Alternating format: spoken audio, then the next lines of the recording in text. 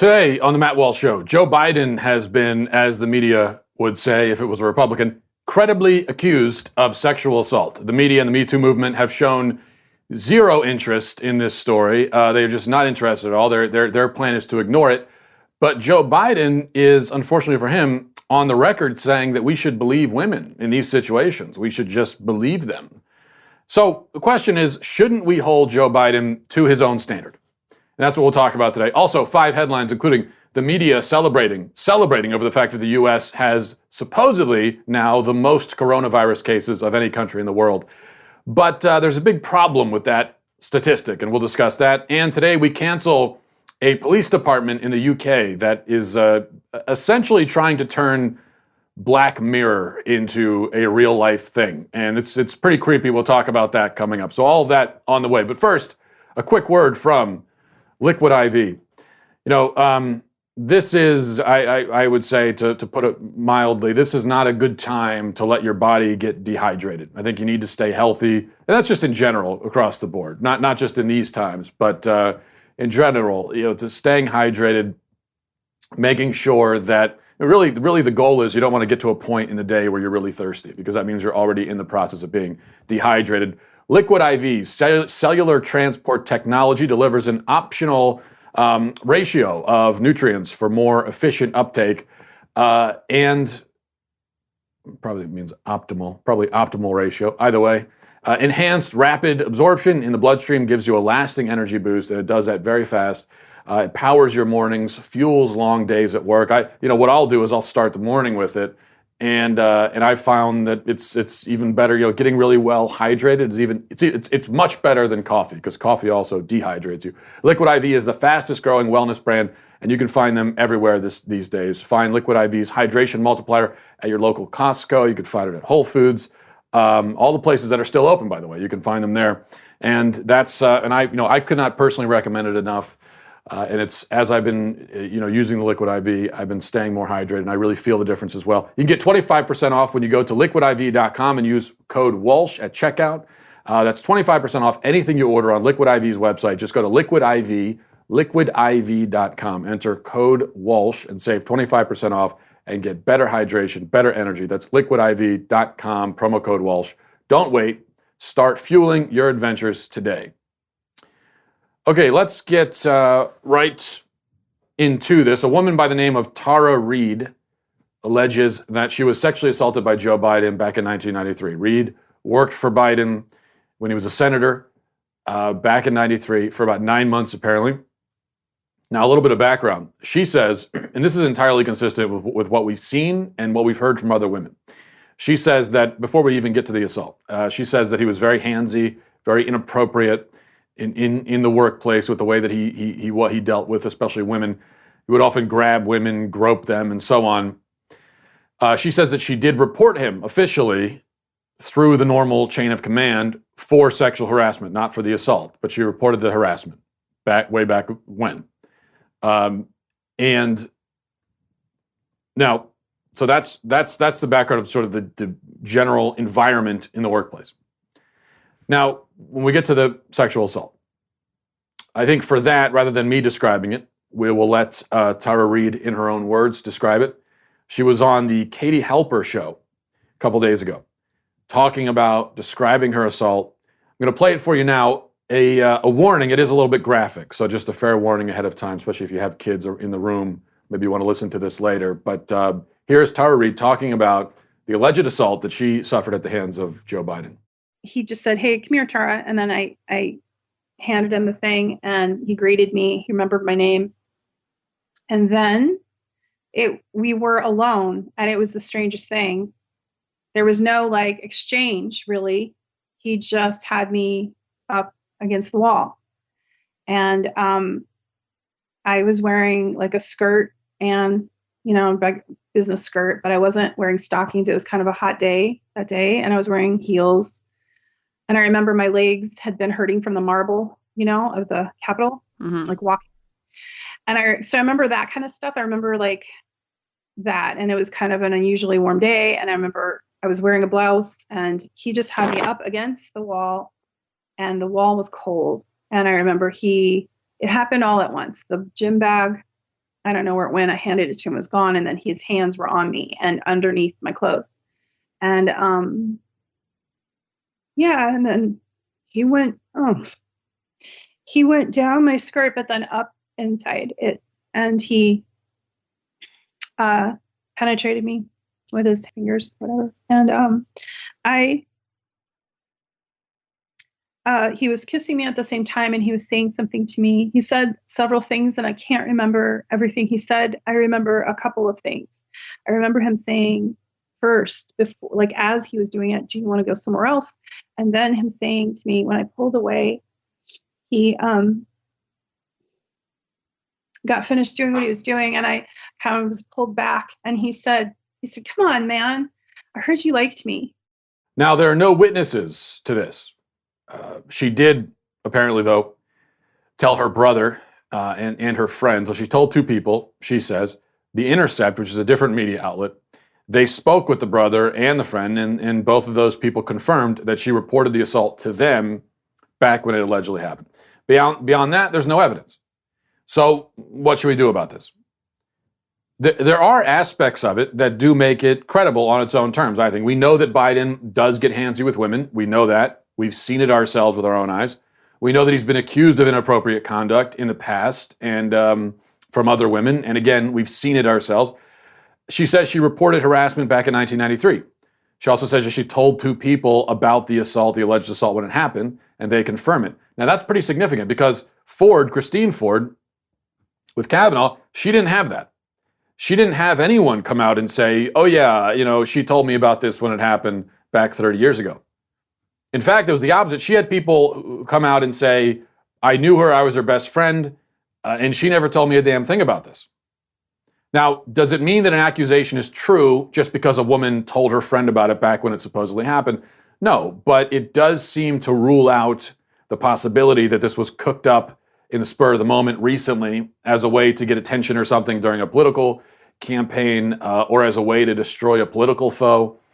Because then why would she have invented the story 26, 27 years ago only to tell two people and then come forward all these years later? It doesn't seem like what you would do if you were just making something up for political reasons or in order to sue somebody and get money. All of the motivations that I think do sometimes lead people to inventing false allegations. Now, again, does that mean that it really happened?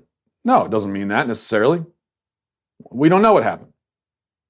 There should be a presumption of innocence.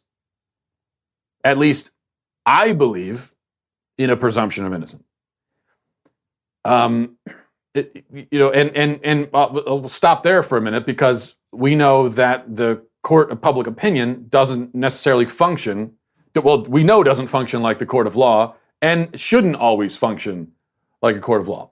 I mean, for example, I have no problem sitting here and saying I think that O.J. Simpson is guilty of double murder. I absolutely believe that, 100%. He was found not guilty in a court of law. So a court of law has to operate by certain rules, certain laws that are necessary. But that doesn't mean that we as individuals can't just use our common sense and look at a situation and say, yeah, I think he did it, even if he was found not guilty. But when we have a circumstance like this, an accusation years later, decades later, where there's no real evidence at all, then what do? Then I think you do. Even the court of public opinion should most of the time function like a court of law. And we say, well, look, all we can do is, I guess we have to give the benefit of the doubt to the accused in this case because there's no evidence. But the problem, though, for Biden is that someone once said, actually very recently said, and I'll give you a quote. This is what somebody said. Somebody said, for a woman to come forward in the glaring lights of focus nationally, you've got to start off with the presumption that at least the essence of what she's talking about is real. And of course, the person who said that was Joe Biden. Biden said that about the Kavanaugh hearings only, a year ago, in reference to Ford's allegations against Kavanaugh. That's his standard. That's the standard that he set.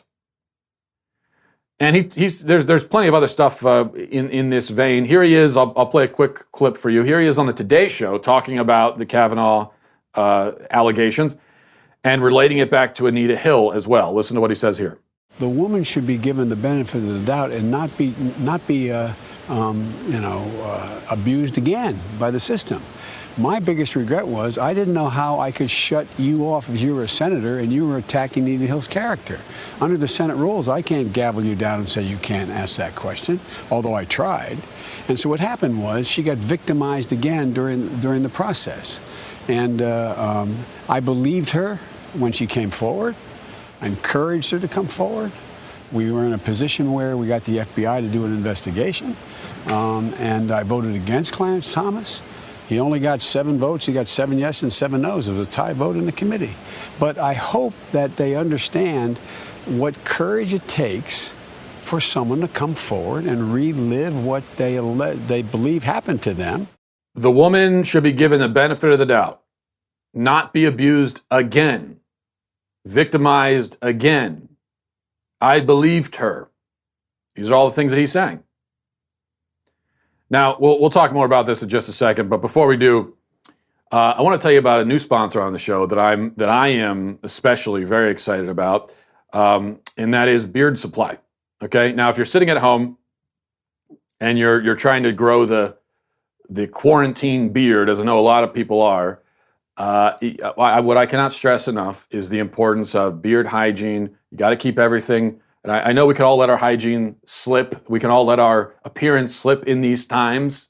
But you have to have respect for your beard as a man. And so you still should practice good beard hygiene and keep everything in top shape.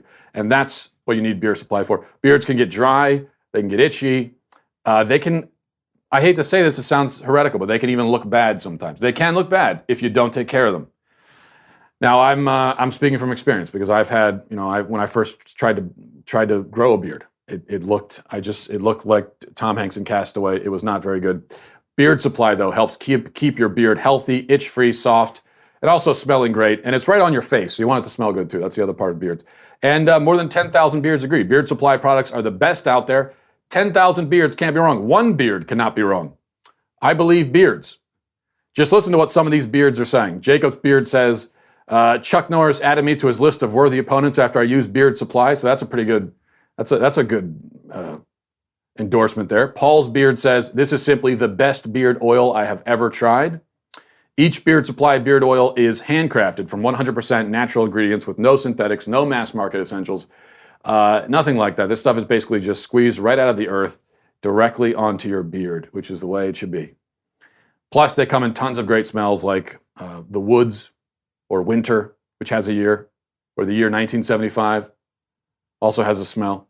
So you could join Jacob, Paul, and thousands of other bearded guys who are enjoying softer, better smelling, less itchy beards. For a short time, Beard Supply is offering Matt Walsh Show listeners 25% off. Just go to beardsupply.com. Use promo code Walsh. Again, that's beardsupply.com, beardsupply.com, promo code Walsh. Okay, so we just played for you what Joe Biden has said in reference to allegations against men by women, accusing them of sexual assault. Now, according to Joe Biden, at least on the 2 occasions when there was a conservative justice he wanted to keep off the court, in those cases, we should give accusers the benefit of the doubt. We should presume that what they're saying is true in essence and not abuse them again, which of course insinuates that they were abused the first time by asking too many questions or whatever else. That's Biden's standards, his rule. Should we apply this standard then to Joe Biden? Should we apply the Biden standard to Biden? I say yes, we should. I think it's a matter of respect for him that we do that. He's told us how he wants us to handle these situations, and he wants a presumption of guilt for the man who is accused. He told us that. So I think all we can do here is respect his wishes. This is what he wants. It's not what I want. It's what he wants. Isn't that the fair thing to say, well, okay, Joe, this is what you want. You told us to handle these situations this way, so that's what we're going to do. Are we going to disrespect Joe Biden by giving him the presumption of innocence when he's been very clear and very consistent that he doesn't think that should be applied to the man? Why should we? So I'll say right now, I believe her. I believe this woman. I believe Tara Reade. Believe all women, right? I believe her. That's not my philosophy. But I think, I'm going to let you have your philosophy. No double standards. You get one standard. One standard. I think everybody should get one standard when it comes to these things. That's all you get. You don't get two. And if you've made it clear that the standard should be believe all women, then guess what? That's what you get. If you like your standard, you can keep your standard. How about that? And I think we have to hold these hypocrites to their own standards because they're not going to do it. They don't have that kind of integrity. So what's the other option? We're just going to allow them to pick up a different standard depending on the situation? By the way, speaking of lacking integrity and double standards, Reade went to the Me Too movement with this story, and they had no interest in it. Here's what the Federalist reports, reading now from a Federalist article based on The Intercept's reporting, says the Time's Up Legal Defense Fund, a fund administered by the National Women's Law Center, declined the chance to defend one of former Vice President Joe Biden's sexual harassment accusers, citing its nonprofit status and his presidential run. On Tuesday, The Intercept's Ryan Grimm reported that Tara Reade, one of several women to come forward with credible allegations of harassment against Biden last spring, not just harassment, but assault, was turned away from the preeminent Me Too legal institution when she sought help with her case. Time's Up argued that the case was too political, considering that Biden was a candidate for president. The article goes on from there. So the Me Too movement, which has told us to believe all women, all of a sudden isn't so interested in that anymore, are they? And the mainstream media, do you understand the mainstream media has given this story, many mainstream outlets have given this story zero coverage. No coverage at all. Haven't even mentioned it. Now, usually with stuff like this, what they'll do is they'll mention it so they can say they did, but they'll bury it. So they'll at least give it a mention most of the time. With this, so far, a lot of these outlets have said nothing about it. Nothing. Let's just pretend it doesn't exist. So what do? Do we go along with it? Do we let these people dictate which accusations should be believed without question and which will be ignored as if they never were made to begin with? No. Hell no. I look at it like this. When you hear about one of these family values conservative Republicans who gets caught in a gay affair or something. Now, this doesn't happen nearly as often as the left would like us to believe. It doesn't happen nearly as often as Hollywood portrays it. We know that it's like every other Hollywood script has a closeted gay Republican in it. So it doesn't happen all that often, but it does happen. It has happened a few times at least. And now someone like that gets caught in a situation like that. They end up getting judged a lot more harshly, and they're going to suffer a political consequence far greater than what maybe another politician would suffer in the same sort of situation. Why? Because they're having their own standard applied to them. Their own rhetoric, their own statements are being tossed back in their direction. And that is fair. That seems fair to me that it would work that way. It seems fair that, even if you're a left winger and you see you personally have no problem with homosexual activity or even marital affairs, you can still call for harsh political consequences for a conservative family values Republican caught up in that kind of situation on the basis that their own standards should be applied to them in the name of justice, in the name of fairness, in the name of consistency. And I agree with that. Well, same thing here. Same thing here. Jesus said, live by the sword, die by the sword. That wasn't a prescription. Jesus wasn't saying that people who live by the sword should die by the sword. He was just saying that that's what happens if you live by the sword. Such is life. And in the same way, if you live by believe all women, then you die by it. At least politically, you die by it. Fair is fair. I think one other point I want to make about this before we move on. If a man says, believe all women, right? And that's what Joe Biden has said. Now, maybe he hasn't used those words exactly, but that's what he said. He said if a woman makes an accusation, we should presume that at least the essence of what they're saying is true, which means it's true. If the essence is, so what that means is, Well, maybe a few of the details are wrong because she forgot. It's been so many years, but the essence is true. So if, translated, according to Biden, if a woman says she was assaulted, we should believe that she was assaulted, period. That's what he said. Believe all women, right? So now, a man who takes that approach and says, believe all women, there are two possible ways of interpreting it. Because obviously we know as a principle, it's nonsense. It's insane. It's madness. Believe all women. Of course we shouldn't really believe all women any more than we should believe all men. Women can lie, just like men can lie. But a man who says believe all women, I think there are two ways of interpreting that. There are two things that might lead a man to say that. One is that he's a liar. He's a con artist, and he's saying something that in this case is just for political gain. And he's just pretending to hold this view for political gain. He's a liar, a con man, a charlatan. Okay? Maybe that's it. The other is that he has made this judgment earnestly because he really believes that most men are degenerates and rapists. So it's probably true when they're accused. And when they're accused, the accusations are probably true. But on what could he base that judgment? Well, it seems likely that he's probably basing it on himself. He knows that about himself, and he's assuming that it's true of others. So this is projection. So either way, whatever leads a man to say, believe all women, it does in fact mean, as a matter of logic, not just fairness, but I think as a matter of logic, that when he is accused, we have good reason to disbelieve the denials that he issues.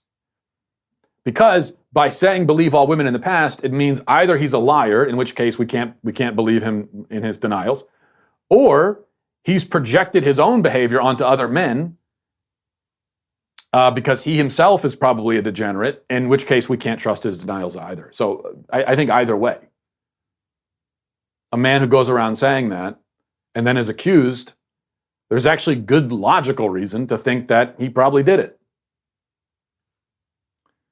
And even if there isn't, as I said, one standard for everybody.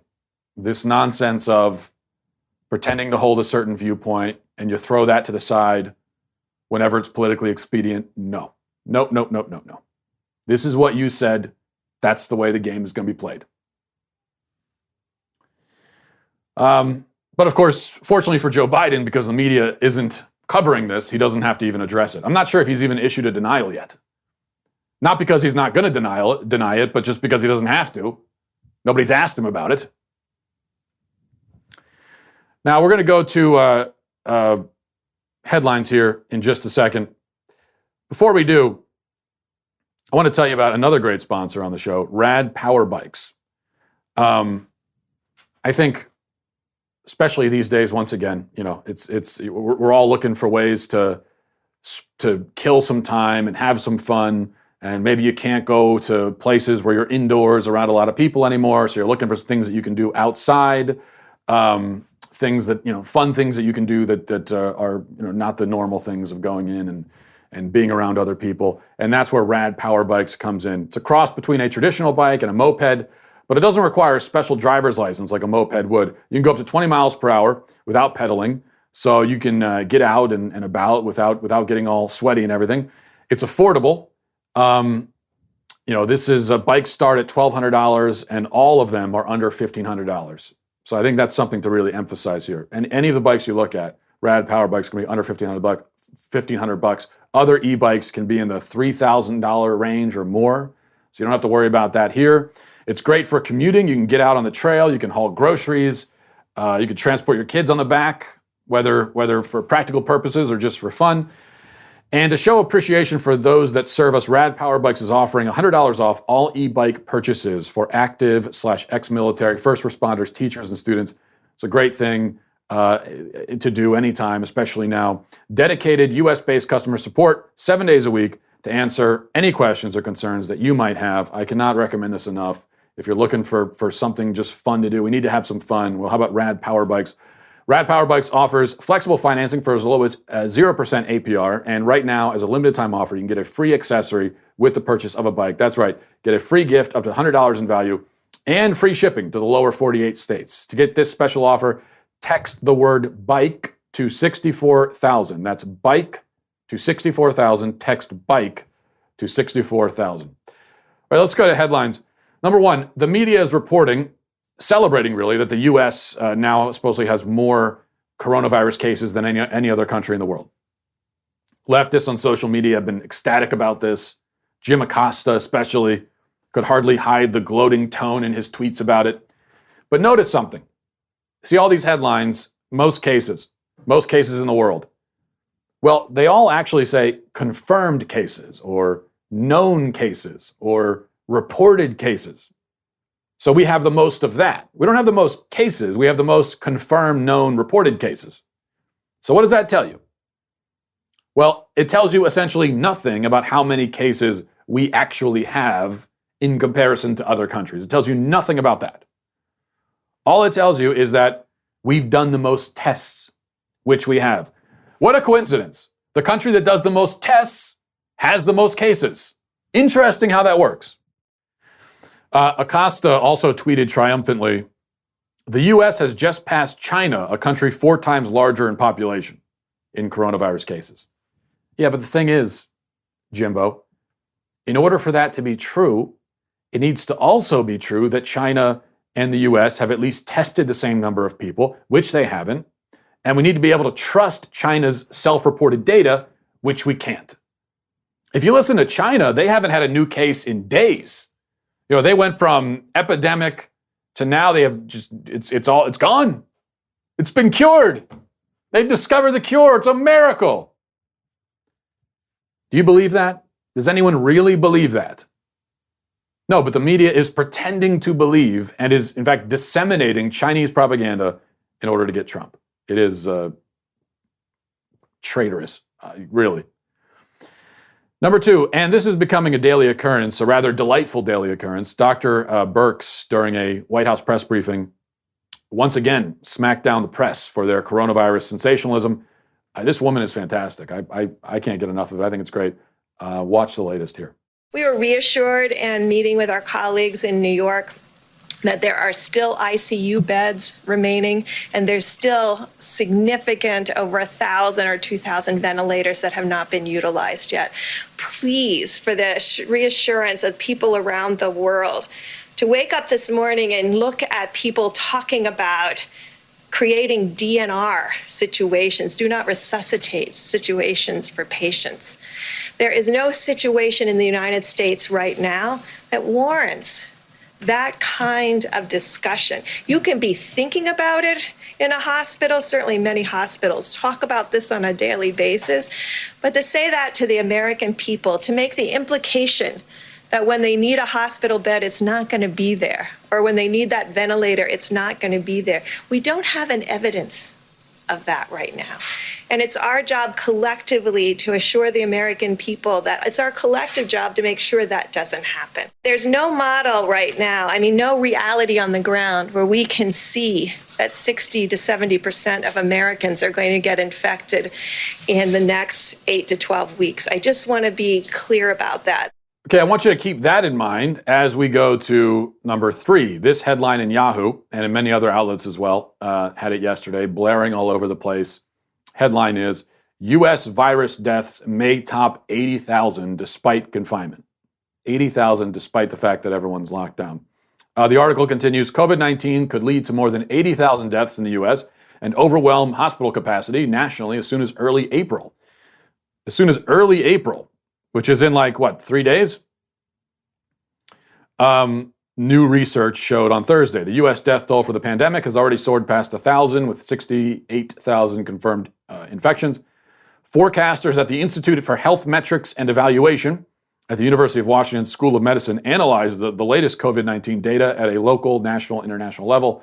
These include hospitalization and mortality rates, as well as patient data, date in terms of age, gender, and pre-existing health conditions. Specifically, they looked at the time lag between the first fatal cases and public intervention, such as shuttering schools and businesses. And they put all this together and they decided that 80,000 people are going to die. There are 1,300 deaths right now, or thereabouts, here in the U.S. This study says it's going to shoot up to 80,000 in a few days, really.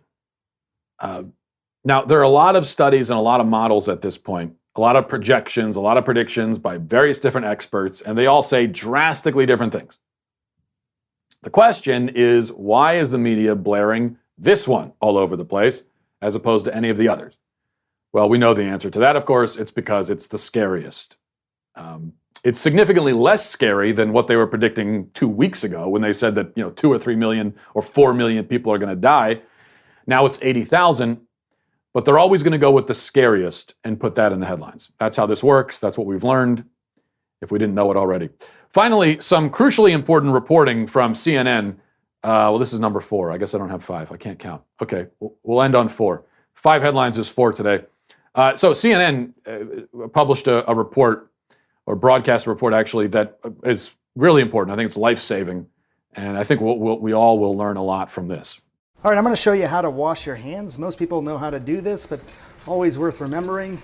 Just going to wet my hands here, get plenty of soap, and just start rubbing your hands. Now make sure you really interlace your fingers like this, and then also turn your hands over. Don't forget the backs of your hands. People often forget that. Both sides, get it really well. And then I'll actually get underneath the fingertips here and even the nails a little bit to make sure you clean underneath there. And then you got to get the thumbs. Thumbs are really important. Sing the happy birthday song twice to yourself, and that usually will do it. And then I just sort of get the soap off my hands here and there. And then here's the key. Before you turn the water off, dry your hands, then use the same paper towel, turn off the water. You don't contaminate yourself. Oh, so that's how you do it. See, I had no idea. I had thought, I've been doing it wrong this whole time. I thought that the way you wash your hands is you stand on your head and yodel. That's the hand washing maneuver I had been using. I didn't realize that apparently you're supposed to use, what was it? What do you say? Was it sap? What was that thing? Soap. We're supposed to use soap. And you put your hands under, what was it? I got to go back and look at it again. I didn't take notes. Water. Soap and water is what you use. That's incredible. Thank you so much, CNN. See, I'm glad that CNN is doing reports like this, telling us how to wash our hands, rather than doing something like, I don't know, investigating and reporting the sexual assault allegations against the Democratic frontrunner for the nomination for president. No, we don't want to do that. That's not newsworthy. Instead, let's bring a doctor in here to show us how to wash our hands. Not patronizing at all, either, in the least. So thank you so much for that, CNN. Now, we're going to go on to your daily cancellation, and it is quite a doozy this time. But before we do, if you haven't had a chance to check out yet the All Access Live show, then I would really recommend doing that. And in fact, 8 o'clock tonight, Eastern Time, 5 p.m. Pacific, you can watch again. The thing about the All Access Live, it's very relaxed programming, more of a casual kind of vibe, a conversation. So usually we you look at this set here, millions and millions of dollars dumped into making this set look as magnificent as it does. But that's the All Access Live isn't about that. It's just about the casual, at the end of a long day, in the middle of a very long, what feels like an eternity of the last few weeks. It's a good time to just kind of sit there and have a conversation. The show is originally intended for All Access members, but it's during this national emergency, we've extended it to all of our members, and in doing so, we've accelerated the launch as well. So please join us tonight, 8 p.m. Eastern, 5 p.m. Pacific, for another All Access show. It's a lot of fun. I think you'll enjoy it. Now, for your daily cancellation. Today, we're canceling the Derbyshire Police Department in the UK. Obviously, what they've been doing is they've been using drones to enforce their stay-at-home order. And so that means anyone who's caught outside walking around is recorded by the drone, and then they're shamed on social media for being outside. Already, we've got enough to cancel them. We don't have to go any further. Already, we know, canceled, right? But you have to actually watch. You have to see this video to appreciate just how ridiculous this is. I'll play it for you, and I'll follow along as we watch this video that the Derbyshire Police, at Derby's Police on Twitter, they posted this to Twitter, and let's check out the video. So this is Kerbar Edge, it says. Now you see out there, in the middle of nowhere, These vehicles should not be here. Okay, they're out in the middle of nowhere, on a field, in a park. And now we see walking your dog in the Peak District. Not essential. Not essential. Humans, life forms, you are participating in not essential activity. Go back to your homes. Going for a walk miles from home. Not essential. Your activity has been judged not essential. Return to your domiciles, humans. Going out of your way for an Instagram snap. Not essential. Not essential activity. Return to your domiciles. And now this one, driving to a beauty spot for a stroll. Not essential. Can't do that either. You're going to get people sick. I don't know how you're going to get people sick, but you will. Heading to the peaks to watch the sunset. Not essential. Let's pause it here for just a minute. They're going to the peaks to watch the sunset. You can't watch a sunset during a pandemic. You just can't do it. Why can't you do it? I have no idea. It's dangerous during a pandemic to watch a sunset. Why is it dangerous? Don't know. But the drone said it is. So you can't watch a sunset. Let's see the rest of this here. The government advice is clear. You should only travel if it is essential. Traveling to remote areas of the Peak District for your exercise is not essential. We are all in this together. And then they end with the, please help us stay home, save lives. I like how they end it with the little positive, the Orwellian positivity there at the end. We're all in this together. Stay home and save lives. Let me ask you, people that are walking by themselves down a country road in a field, not another human within sight, right? Literally not another human within sight. How are they putting lives in jeopardy? How are they at risk of infecting anybody else? There's nobody around them. They're in the wilderness. Are they at risk of getting infected? Now, again, if this was the zombie apocalypse, and I know the media really wishes it was a zombie apocalypse, and it seems like some law enforcement agencies kind of wish it was a zombie apocalypse. I sort of wish it was a zombie apocalypse too, because frankly, this apocalypse has been not as active as I thought. You know, the apocalypse has involved a lot more sitting around than I imagined that it would. So look, we would all prefer zombies, but there are no zombies. And so if you're walking down the countryside, there really isn't any danger of something jumping out from behind a tree or from behind a bush and infecting you. That's not how viruses are transmitted. My question to the Derbyshire police, how do you think, what is your theory of transmission for this disease? How do you think it's transmitted? Do you think that somebody sitting in their homes 50 miles away who's infected with the coronavirus, do you think the virus is going to jump out of their mouths and like crawl speedily across the carpet, open the door, go outside, maybe hop on a bus, go to a bus station, get out, travel across a field 14 miles, and then hide behind a curve, and as soon as a person comes walking around there, jump out, right? Like attack their face, crawl into their nose. Is that how you think it works? Now, if the government has information indicating that the virus does spread that way, then please let us know, because if that's the case, I will definitely be staying inside my house and not leaving for any reason whatsoever. But I'm pretty sure that this virus is spread mainly by, like, if somebody, if you touch something that someone left their bodily fluids on and then you put your hands in your mouth, spread that way. If they cough, like right in your face, spread that way. Not essential. Yeah, you're right. These are not essential activities. But you know what? This is what makes us human. The fact that we participate in non-essential activities, that's what makes us human. Yeah, a squirrel or a deer or a porcupine isn't going to stop to watch a sunset. Humans do. It's what makes us human. And so you can't tell us that during a pandemic we have to cease participating in all human activity and pretend to be bears hibernating in a cave somewhere. There's just no reason whatsoever why people can't go out for a walk in the countryside. Just no reason. There's no reason for that. This is a power trip by the government. That's what it is.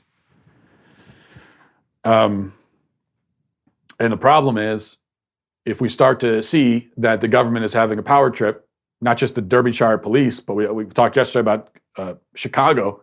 The Chicago mayor is saying, hey, if you want to go outside your house, you go out briefly, you go back in. Being outside is not for 5Ks. I think that was her exact phrase. She's now telling us what the outside is for. If you're in Chicago, the mayor has decided what outside exists for. The entire outside. She'll tell you what it's for, okay? This is her outside, not yours. These are the things you're allowed to do outside. Anything less than that, get back inside, you peasant. But when we start to see these naked power trips, not literally naked, hopefully, but when we start to see these power trips, then we start thinking, okay, well, they're obviously power tripping over here with this. What else of this is a power trip? Let's go to emails. You can become a Daily Wire member and send emails to the mailbag. From Ben that says, hello, Matt. Since on quarantine, I thought it'd be a good idea to begin to grow some facial hair. So far, I've gone a week without shaving. I have a few questions. Will the constant annoying itching disappear as my facial hair grows longer? Or should I be using a beard product of sorts to reduce this sensation? How long should I wait until I cut my losses and accept that my facial hair won't look very good? How will I know if I should go with the style of full facial hair or just a partial? Any other beginner tips would be appreciated too. Thank you for your time, and hope you and the family are staying healthy. Ben, first of all, stop whining about the itching. You are unworthy of your beard when you're sitting there whining and bitching about the itching. It should be forcibly removed from your face. You should be grateful that you're growing a beard. You should be ecstatic that you are joining now the ranks of bearded men. That is, you're joining the ranks of real men. You are now a man, or becoming one, for the first time in your life. Gratitude and humility are the two attitudes that you should be bringing to this endeavor, not one of complaint and entitlement. That is for the baby-faced freaks, okay? And that is the group that you are leaving, and rightfully so. Don't be like them. Second, yes, you should be using product. You can get beard oil, beard balm, beard wax, beard conditioner. Well, we just talked about Beard Supply, okay? Beard Supply, great place to look. I tend to use many products for my beard, and not right now because I have a very short beard, the beard of a child at the moment, much to my shame. But when I have a real beard, my beard prepping routine usually takes about 7 to 8 hours. So the day's basically over by the time I'm done preparing my beard. And really, it's kind of destroyed my life because all I ever do is prepare my beard. And it's become a whole thing. But don't focus on that. The main thing is you want to make sure that your beard is properly prepped. When should you cut your losses and accept that your facial hair won't look good? Well, I just want to be clear about this. If your beard doesn't look good, it's not your beard's fault. It is your fault. It is your face's fault. Okay, so don't blame it on the beard. Don't take it out on the beard. As a man, the primary responsibility of your face is to serve as a platform for your beard. So if you're looking at your beard and thinking, this looks weird, no, it's your face that's weird. Okay. Your face is failing in its responsibility. Your face is a disgrace. So that's all I would say about that. If you're thinking my beard looks weird, just consider the possibility that you are a hideous person, and that's why. Take it from me, okay? So I know that about myself. It's not anytime I have a problem with the beard, it's not the beard, it's not this part down here, it's all up here, okay? This is all a mess and out of place. This is the good part of my face. This is the only good part of my face. This up here is, makes me want to become a Muslim woman. I could wear like a burqa or something to hide it. But that's the point is that is not, don't take it out on your beard. That's all I'm trying to tell you. Okay, let's go to Adam. Says, Matt, you're wrong about the stimulus checks. You say we might as well burn the money because it's not going to pay everyone's bills. That's obviously stupid, and it sounds like you just like to complain. How about be happy that they're trying to do something at least? It may not be great, but it's something. Why not try some gratitude for a change? Your negativity is exhausting. Right. Okay, Adam, a few problems here. First of all, my point about the stimulus checks is that we're sending checks to a lot of people who don't need it. There are going to be a lot of people who still have an income, and we're sending them however many millions or billions of dollars are being spent on people like this. Have an income, they're working from home, or maybe they work at a place that hasn't closed down, and they're still in the exact same spot they were now that they were before all this started. What are we sending them money for? I don't think we could just say, a couple $1 billion we wasted on them. So no big deal. What's a few billion between friends? No, what are we sending them money for? And then there are many people who don't have an income and won't get a check because they made too much money 2 years ago. Too much according to the government's arbitrary cutoff line. And then there are a lot of other people who do need it and will get it. But how many of them will actually be able to live on $1,200 for the duration of the lockdown? A few maybe? What percentage? The rest are still going to have to find some other income stream, or they're going to be out on the street, not able to afford food. It's like either way, right? The stimulus money in and of itself for those people doesn't do a whole lot. If you have no income stream right now, and because the government's taken it from you, and your mortgage is $2,000, you can't just send in $1,200. Most landlords, if you owe $1,500 in rent, and you, with most landlords anyway, you can't just give them $1,200 and say, let's just call it 12. We'll call it even. What do you say? What do you say? They're going to say, no, I need the full amount. And so, having part of your rent effectively ends up, it's not much better than having none. Now, look, if it were free, if we had a magical money tree and there were no cost to this, then sure, I'd say, who cares? Whatever. $1,200 is better than nothing. Just send it. But it's not free. This costs trillions of dollars. It's going to be $6 trillion all in. $6 trillion. Debt that will be on the shoulders of our children to deal with. So, call me crazy, Adam, but I'd prefer if it actually made a positive impact, a substantial, noticeable positive impact, an impact that is worth the enormous, astronomical, inconceivable cost attached to it. And I haven't even gotten into all the left-wing pork. I haven't gotten into how the bill in some ways incentivizes companies to lay off employees. I mean, there are so many problems with this bill. I haven't even gotten into that. Now, as to this idea that I should be positive and cheerful and happy, at least they did something. I find that idea nauseating, frankly. When you say they did something, who are they? Are we talking about children?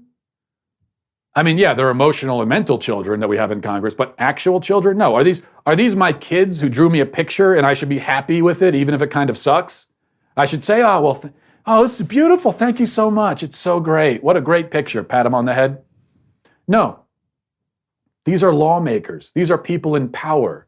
These are people who hold the purse strings, that have the money, your money, my money.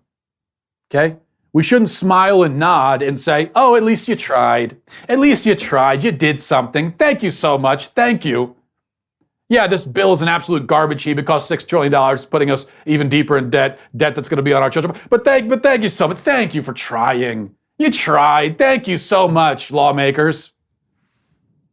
Bullcrap. You think they have that attitude towards you? When the government comes around come tax day and says you owe X amount, can you just send the IRS like a couple of paper clips and a pack of fruit snacks and say, hey, this is what I tried. I'm trying. I tried to give you something. It's something better than nothing. I gave you something. No, they're going to say, no, not something. This is how much you owe. Give us that full amount, okay? Or you can work out a payment plan, but give us the full amount or you're going to jail. How about that, bud? That's what the government says to you. The government makes demands of you and says, do this, exactly this, or jail. And so you want to turn around and respond to them by saying, well, you don't really have to even do anything. Just try. Just give a A+ effort. And that's all we need. You had fun, didn't you? As long as you have some fun while you do it. What a disgusting, gross attitude. It makes me sick to my stomach. I might vomit right here. when I hear this kind of attitude. You're not alone, Adam. There's so many Americans that operate this way. I think you've all been unconscious your whole lives that you think. There are a lot of people with this bill who say, it's terrible. It's terrible, but it's something. They did something. How could you, if you've been paying even a moderate amount of attention, how could you still think that the government doing something is always better than it doing nothing at all? If it's a choice between doing something counterproductive and destructive, and that costs $6 trillion on top of it, or doing nothing, if those are the two choices, nothing or counterproductive, destructive costs $6 trillion, nothing is definitely so much better in that case. This attitude of, as long as they're doing something, no. Again, have you been paying attention at all your whole life? So what do you think? What I'm saying about the people in power, lawmakers, I don't want them to do something, okay? I want them to do the right thing. That's what I pay them for. I want them to do their job, a good job. Imagine that. Perish the thought. You want me to lower the bar? Accept less? That's what you think the problem is? You think the problem is we hold our lawmakers to too high a standard? You want to have a cheerful optimism while they just march us right off a cliff? Whistling Dixie the whole way, because you're at least let's be positive. Let's keep an upbeat attitude. Let's have an upbeat attitude while the government takes us right off a cliff. Don't be a negative Nancy about it. Yeah, I am kind of negative. I am kind of negative about our collection of narcissists and cowards and conmen that we have in Washington. But yeah, you're right. I guess I should just learn to like it. Learn to like it. Good point, Adam. Thanks so much for the email. Really, really great stuff. Very insightful too. And I thank you for that. Thanks everybody for watching. Hope you have a great weekend. Hope you also maybe can take a break from watching the news and being online and everything. And I think for all of our mental health, I'm going to try the same. And it might help us in a lot of ways during this time. Have a great weekend. Godspeed.